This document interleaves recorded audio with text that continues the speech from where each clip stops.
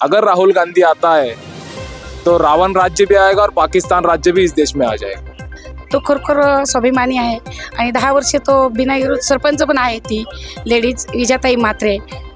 और सुन लीजिए, हम अपने कैप्टन को बदलने वाले नहीं हैं. देखिए मुंबई इंडियंस का कैप्टन बदला, क्या हुआ? और लोगों ने सोच लिया है कि मुद्दा उनका जीएसटी का है, मुद्दा उनका महंगाई का है. नमस्कार, मैं दुर्गेश पाठक और आप देख रहे हैं न्यूज़फुल. आज 20 तारीख और पालघर लोकसभा सीट 5वें चरण का चुनाव किस तरीके से महाराष्ट्र के अलग अलग 8 जगहों पर होने वाला है. हम इस समय खड़े हैं पालघर जिले के बोईसर शहर के ऐसे एक बूथ के बाहर.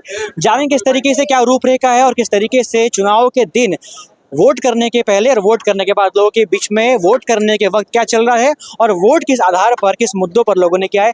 हमारे साथ में एक भाई साहब मौजूद है. क्या नाम है आपका? और ऋषभ जी, आपने वोट दे दिया? हाँ, दे दिया. तो वोट डालने के टाइम पे क्या दिमाग में था, किस मुद्दों पर, किस आधार पर आपको 24 का चुनाव या 24 की छवि चुननी है? हमारे जो पालघर जिले का विकास है, खास तौर पर उसके ऊपर ध्यान दिया ज्यादा. अच्छा, हमने योग्य मतलब वोट दिया. अच्छा.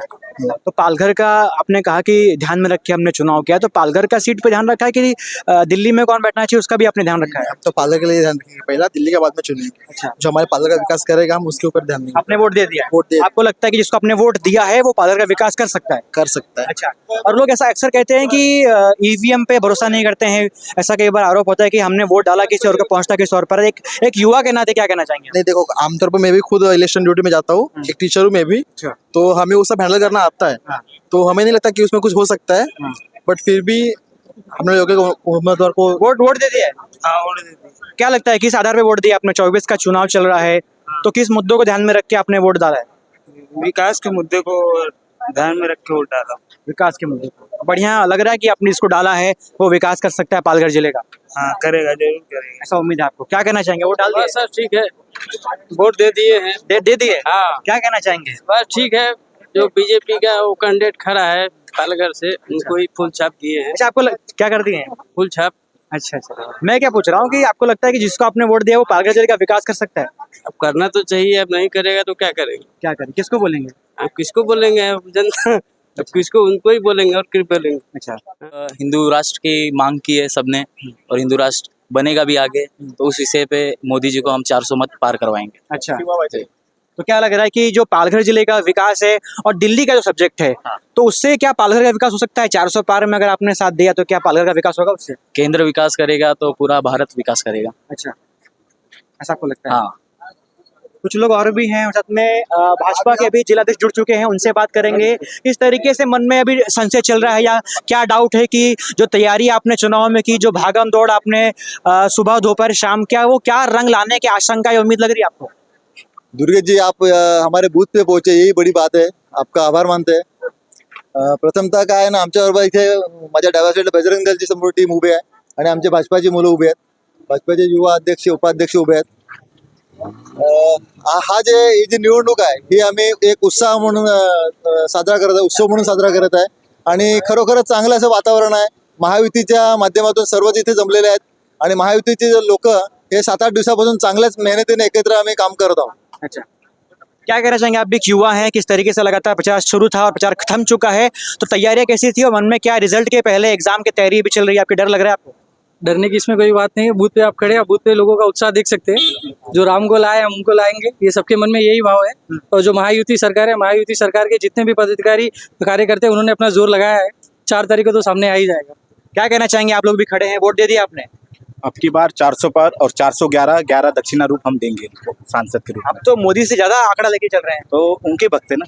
अच्छा, भक्त है मोदी जी? मोदी जी के भक्त है. तो मोदी जी का भक्त होने से पालघर का विकास हो सकता है? क्यों नहीं होगा?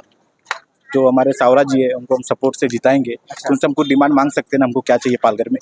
अच्छा, इतना हक रखते हैं आप? हक रखते ही है. बिल्कुल. और भी लोगों से बात करेंगे. लगातार कुछ हुआ, यहाँ भी खड़े हुए हैं. लगातार पालघर जिले के अलग अलग क्षेत्र में जितने भी ऐसे बूथ स्टेशन से उनके बाहर जाएंगे, लोगों से बात करेंगे. शाम के पहले की छवि और किस तरीके से आंकड़ेवारी पहुंचती है. आपको बता दूं कि अभी दोपहर के वक्त हो रहा है और लगभग 20% का ऐसा बताया जा रहा है कि परसेंटेज वोटिंग बूथ पर लोग पहुंचे हुए हैं. हालांकि आंकड़े अभी आधे दिन तक पहुंचना थोड़े कम बताए जा रहे हैं, मगर लगातार गर्मी का भी समय है, इसके लिए हो सकता है कि परसेंटेज कम हो.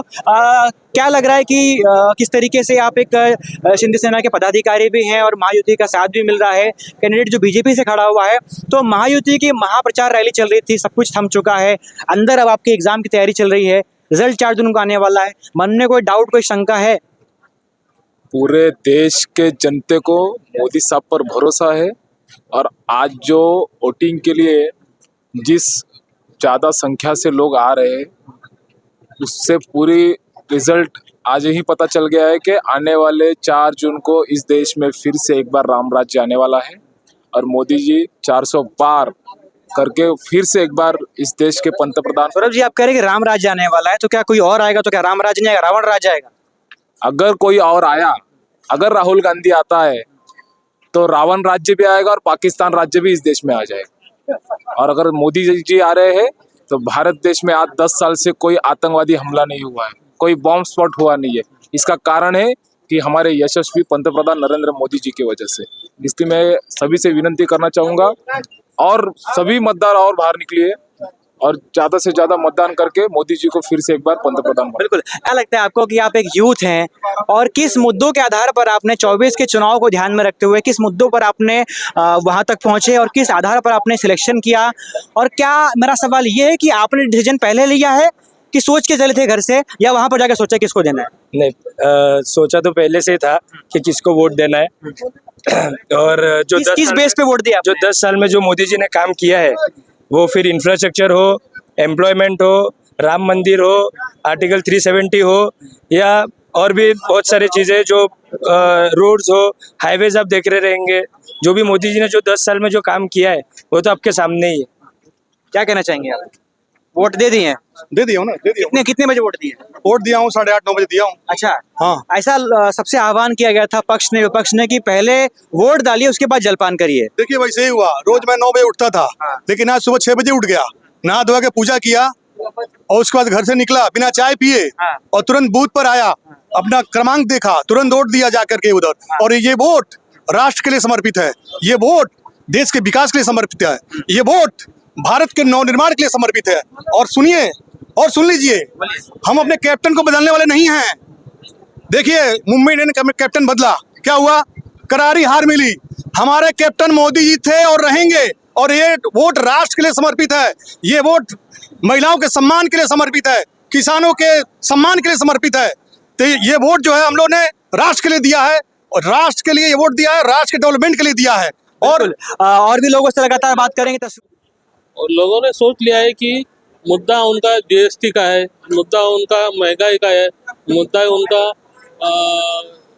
और भी है उनका कुछ मुद्दे, तो अनेक मुद्दे हैं। ऐसा बात नहीं है कि एक ही मुद्दा है, एक ही मुद्दे पे चुनाव नहीं हो रहा है। तो आप क्या चाहते हैं? आप बदलाव चाहते हैं या जो चल रहा है उसको चलने देना चाहते हैं? हम बदलाव चाहते हैं, जरूर बदलाव चाहते हैं, और इस बार बदलाव होगा ऐसे हमारी ये है कामना है। कारण ते इथले स्थानिक असल्यामुळं स्थानिकांचे जे प्रश्न आहेत त्यांना जेवढी जाणीव आहे, तर आणि म्हणून आम्हाला तर वाटतं की आमच्या बाजूनं हे जास्त प्रमाणामध्ये आम्ही मतदान आमच्या बाजूनं होईल। पालघर जिल्ह्याचा विकास किती टक्क्याने पुढे वाढणार आहे जेव्हा तुमचा उमेदवार निवडून आल्यावर? नक्कीच आमचा प्रयत्न असेल की आम्ही 100% विकास करण्याचा आमचा प्रयत्न असेल। काय बोलणार आपण? कुठला विषय घेऊन डोक्यात आपण केंद्राच्या आतमध्ये गेलेला आणि कशा प्रकारे काय पालघरचा विकास हा तुम्हाला मुद्दा वाटतो की काळाची गरज आहे?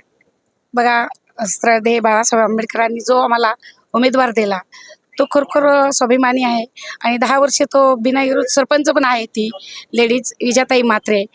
तर त्यांनी बरेच प्रश्न घेतलेले आहेत, MIDCचे असतील, नोकऱ्या नाहीत, सर्व मुलं शिकलेले आहेत, बेरोजगार आहेत, किंवा आपलं वाढवण बंदर।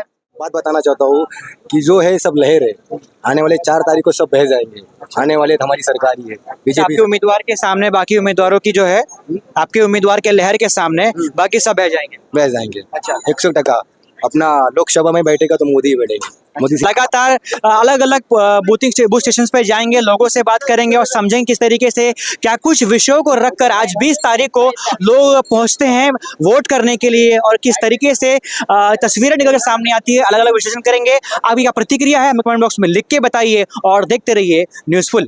जय हिंद।